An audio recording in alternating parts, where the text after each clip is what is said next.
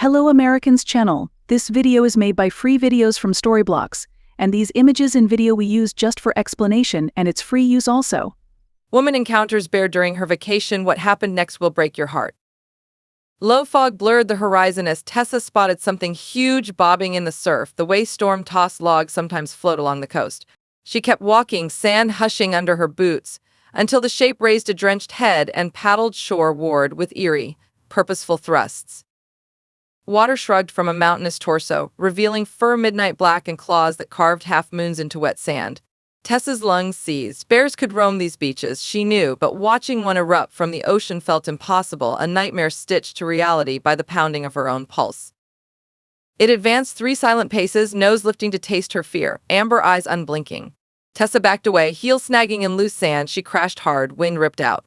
The bear loomed above, steam furling from its muzzle, and she realized nothing stood between her and those teeth. Tessa had spent 7 years climbing the rungs at Vanguard Creative, a mid-sized marketing agency in Portland that punched well above its weight. She adored the work, the brainstorm frenzies, the campaign launches, the small thrill of watching a ho-hum product become a must-click headline because of something she dreamed up at 3 a.m. Her portfolio glittered with regional awards and clients requested her by name. She wasn't just good at her job, she was alive in it, her co-workers joking that the neon ideas on her whiteboard practically hummed. Her home life once felt equally bright. Lucas, a civil engineer turned app designer, had proposed on the summit of Mount Hood 2 summers earlier, slipping an emerald-cut ring on her hand while sunrise painted the snow pink. For a while they were that nauseatingly perfect couple who finished each other's sentences and posted matching mug photos on Instagram. Weekend hikes, collaborative Spotify playlists, and shared ambitions to buy a Craftsman fixer-upper filled their calendar. They both thrived on momentum, certain the future would keep accelerating in their favor. But momentum cuts both ways. Lucas's startup hit a cash flow crunch, forcing him into 60-hour weeks and 2 a.m. investor calls that left him strung out. At the same time, Tessa's agency landed a national sports drink account that demanded near-constant travel. Missed dinners morphed into clipped texts sprouted into confrontations about priorities. The final spark came when Lucas discovered a hotel bar photo of Tessa laughing next to a male colleague on an industry blog. He insisted it proved she'd already replaced him with her career. She insisted he'd stopped believing in her long before. The engagement cratered in a single night of shouted accusations and tear-slick ultimatums. Lucas packed a suitcase at 2 a.m. and slammed the door so hard a framed print fell off the wall. In the weeks that followed, the apartment echoed with the absence of his keyboard clacking and espresso grinder whirring. Tessa tried to bury herself in work, but heartbreak seeped under every deadline. She missed a client's revision window, then forgot to reserve ad inventory for $1 million launch errors she'd once lectured juniors never to make. Her creative director, a sympathetic but bottom-line realist, issued a formal warning. When Tessa flubbed a second rollout, arriving late to the pitch because she'd been crying in her car, HR escorted her to a glassed-in office and slid a termination packet across the desk. The words blurred behind unshed tears, restructuring performance metrics effective immediately. She packed her awards into a banker's box, left her pass card at reception, and drove aimlessly until the freeway signs pointed toward the ocean. Tessa drove 6 silent hours to reach the windswept Oregon coast, desperate to clear her head after losing both her job and her fiancé in the same bruising week. The pain was still fresh, raw, as though a part of her had been cleaved away, leaving behind only fragments of who she used to be. Every mile on the road had felt like an escape, but no amount of distance could truly numb the ache of her heart. The cottage she rented was small, a solitary retreat perched above the rocky shoreline. Its peeling cedar shakes and stubborn front door suggested neglect, but Tessa welcomed the seclusion. The plumbing rattled like loose bones, but the view from the single window framed by jagged basalt and tide pools was breathtaking. Solitude felt safer than sympathy. No one here knew how far she'd fallen. On her first evening at the cottage, she walked the empty strand, cold foam sloshing around her ankles, trying to let the ocean's rhythm sand down the jagged edges of memory. The sun drooped into a copper haze, and gulls cackled overhead like gossiping bystanders. Tessa squatted to examine a scallop shell, letting the chill of the sea seep into her bones. For the first time in weeks, she felt the stirrings of peace. Tessa walked the tide line, toes sinking in smooth sand. A dark shape bobbed far out on the swells, long, low, and bulky. It reminded her of a drift log that sometimes washed ashore after storms. She shrugged and kept moving, hunting for shells glinting in the fading light. She paused to watch gulls squabble over a dead crab, then strolled on, humming to herself. The log shape drifted closer but still looked harmless. She stopped noticing it, more focused on the cold breeze and the steady hiss of waves rolling over the beach. A sudden wet gust behind her rattled like a burst of wind. It wasn't wind, she heard a deep, steady breath, almost a sigh. Then a low growl rumbled across the sand. Gooseflesh prickled up her arms. She spun around and froze. The log now towered above the high water line, water streaming off thick fur. A full-grown grizzly stood there, shoulders heaving, eyes locked on her. Instinct screamed at her to run. She backed away, slipped, and fell hard. The bear advanced, slow and certain, paws thudding on wet sand. Her heartbeat roared in her ears as it closed the gap. She squeezed her eyes shut, braced for the strike, and heard only one heavy thud. When she dared to peek, the bear was sitting right in front of her, huge and still, watching as if waiting for her next move. Her heart was in her throat. She couldn't move, but she didn't know if she should stay or run. And then, without warning, the bear turned, not away but inland, cutting a path toward the dunes. Tessa exhaled shakily, relief mingling with confusion. Was it leaving? Was this some kind of trick? Her instincts screamed at her to run back to the cottage, lock the door, and never look back. But something tugged at her, an invisible thread pulling her forward. The bear didn't attack. It was inviting her to follow. Tessa trailed the hulking silhouette across the empty sand, each paw print pooling with seawater before she stepped over it. The bear's pace was steady, unhurried, as though it knew exactly where to go. It's leading me to its den, she thought, stomach hollowing with dread. The shoreline curved toward a black slit in the rock wall, an opening just wide enough for the bear's shoulders. When it slipped inside without pause, Tessa's pulse spiked. A cave. Perfect place to disappear forever. She stopped, toes digging into cold grit, debating a frantic dash back to the cottage. Wind howled through the slit, carrying the bear's fading footfalls. If she ran, she'd never learn why it had spared her. Curiosity, sharp and reckless, won out. She crept after the shadow, heart hammering, every instinct screaming that darkness was a trap she'd regret. Inside, the passage narrowed, damp and echoing. Seawater dripped from the ceiling, ticking off seconds she might not have. Panic swelled. She pictured the bear pivoting in the gloom, jaws flashing. She considered turning, but a faint, silvery glow beckoned ahead, another exit. Hope tugged her forward. The passage widened into a hidden cove, its sand littered with debris, plastic crates, fishing ropes, and the toxic smell of oil. And then she saw it. The bear stopped near a tangled mound of green netting. A small form struggled weakly beneath the net, coated in thick black sludge. Tessa's stomach churned as she realized what she was seeing. A creature small and helpless lay covered in oil, its fur matted and slick. Tessa's pulse spiked. The bear had guided her here to something in desperate need of aid. Whatever it was, the animal was tangled in netting, suffocating beneath the black sludge. The bear rumbled low, claws flexing as it tried to nudge the trapped body free. There was no aggression, only urgency. Tessa's mind raced, no time to hesitate. The net was tight, the creature weak. She had to act or watch it die. With shaking hands, she grabbed a broken shard of crab pot, using the jagged edge as a crude knife.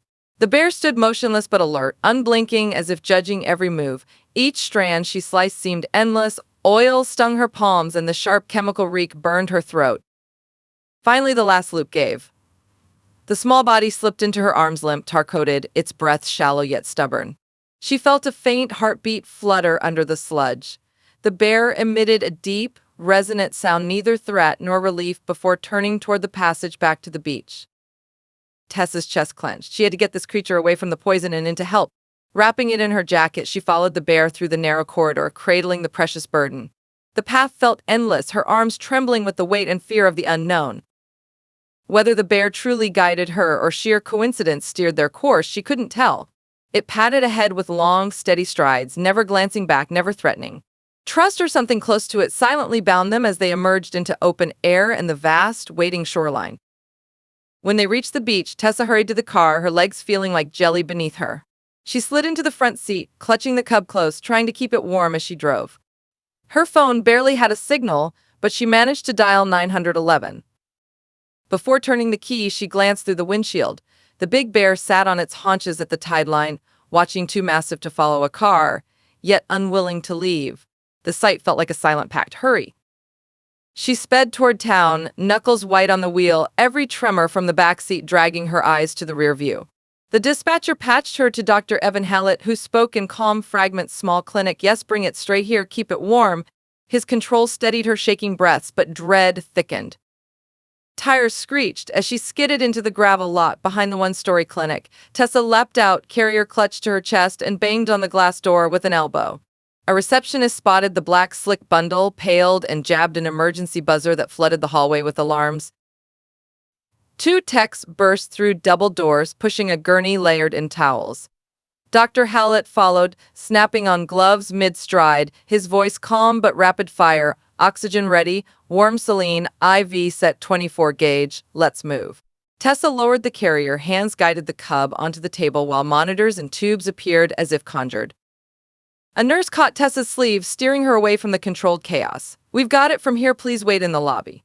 She tried to protest, but the tech had already vanished through swinging doors that flapped once, then sealed, leaving only the mingled scents of iodine and fear behind her. Tessa paced the tiny lobby, sneakers squeaking on disinfected tile. From behind the swinging doors came low voices, the hiss of oxygen, and once a thin electronic wail abruptly silenced. She intercepted a vet tech in blue scrubs. Is it breathing? The young man shook his head. It's fighting, but the lungs are full of crude. Dr. Hallett suctioning again. I don't pin your hopes too high. His sympathy hurt more than bluntness. He vanished before she could reply. She rose, sat again, unable to stay still. Every clock tick drove home the creature's fragility. What if the net had trapped it for days? What if seawater mixed with oil already poisoned its blood? She pictured the larger bear waiting on cold sand, unaware of laboratory beeps and IV lines. Another tech hurried past carrying a tiny endotracheal tube swabbed in lubricant. How bad? Tessa asked. The woman exhaled. Worst I've seen this season. Usually birds come in like this, not mammals. She vanished into the surgical room. 15 minutes later, the same tech emerged, skin pale. She shook her head at Tessa's unspoken question. Heart rate's erratic. Dr. H is giving epinephrine. He'll keep trying until there's nothing left to try. She rested a gloved hand on Tessa's shoulder, then hurried off. Tessa gripped the chair arms, heart hammering. The fluorescent lights felt surgical, exposing every worry she'd buried since Portland, the layoff, Lucas, the empty apartment. She muttered a promise into the quiet. Hang on a little longer, please. A loud monitor tone grazed silence again. She stood, nails biting her palms. A janitor pausing with a mop watched her pace. They'll do all they can, he said gently. She nodded, unable to answer.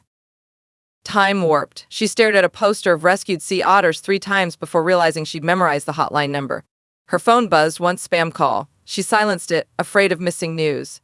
The surgical door swung open. Dr. Hallett leaned out, eyes tired. We're still working, he called. Pressure's low. We're warming IV fluids to body temp. He vanished before she could ask another question. She sank back down, tears threatening. Pressure low. That sounded almost final. Another 20 minutes passed. She replayed every moment on the beach, the bear's silent approach, the guiding walk, the tangled mess of netting. She remembered the cub's ribs sharp beneath sludge and wondered how something that small could still fight. An elderly woman entered with a limping dachshund. She whispered apologies for Tessa's distress, as if sorrow were contagious through shared air. Tessa managed a thin smile. The woman's dog got an exam and left before Dr. Hallett returned. At last the door swung wide. Hallett stepped out, cap askew, gloves streaked with charcoal-colored residue. He met her eyes, and for one terrifying second his face told nothing. Then he exhaled. It was touch and go, he said quietly, but we stabilized the little one. Relief buckled her knees. She grabbed the reception counter. Hallett guided her to a stainless cart.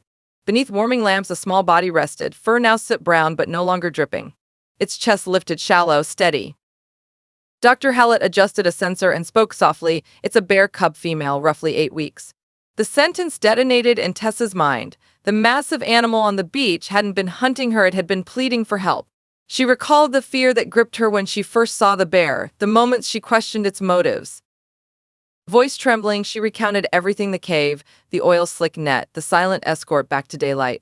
Hallett listened like a field biologist collecting data, then straightened. That explains it. An adult bear rarely stays near humans unless it has a reason. Your guide is almost certainly still waiting. He wiped his brow and met her eyes. Cubs this young decline fast without their mother. Medication buys us hours, not days. Take her back now. Portable oxygen, fluids preloaded. Reunite them before she leaves to search elsewhere. He motioned to a tech, prep the travel crate and portable oxygen. Turning back, he met Tessa's gaze. We have a window, maybe 2 hours before sedation wears off. You up for another drive? Minutes later, the cub lay in a padded carrier, hooked to a humming tank. Hallett demonstrated how to check respiratory rate. If she slows under 10 breaths a minute, call "Don't open the crate." He pressed a folded sheet into her hand, dosages, numbers, his personal cell. They loaded the crate into her hatchback. Dawn light bled into silver across the wet asphalt.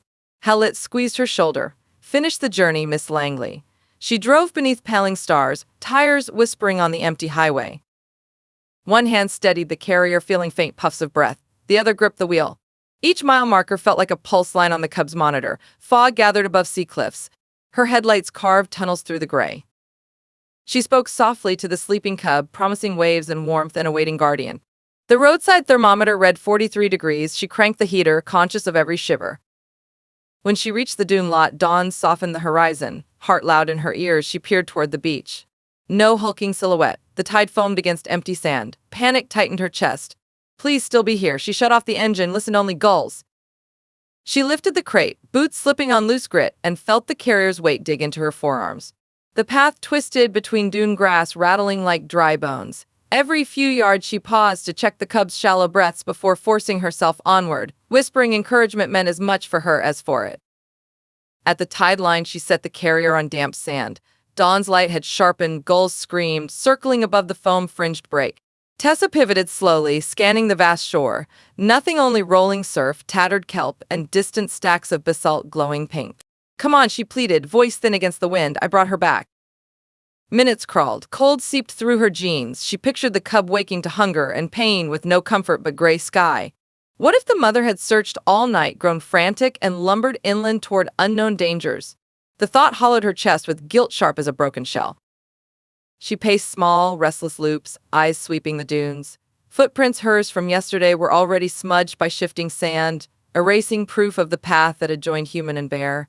Tide crept higher, licking closer to the crate. Tessa dragged it up another yard, heart pounding at every muffled whimper within.